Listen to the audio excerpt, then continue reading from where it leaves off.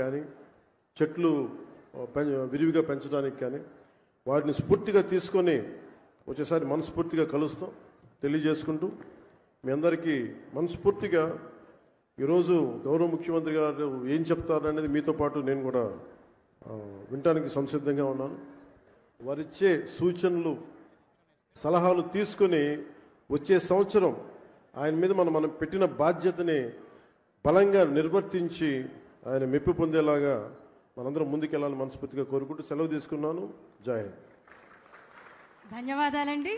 ఇప్పుడు మన మధ్య ఒక రాజనీతిజ్ఞులు ఉన్నారు. రాజకీయవేత్త నెక్స్ట్ ఎలక్షన్ గురించి మాట్లాడతారు.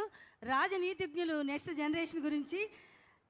చంద్రబాబు నాయుడు గారు ఒక vibration, sensation, motivation, dedication, innovation, inspiration ప్రతి జనరేషన్ కి.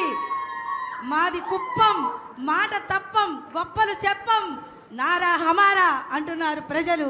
వారిని ప్రసంగించవలసిందిగా కోరుకుంటున్నాను.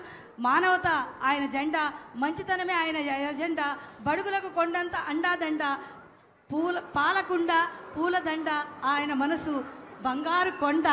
మీరెప్పుడు మాకు అండా దండ.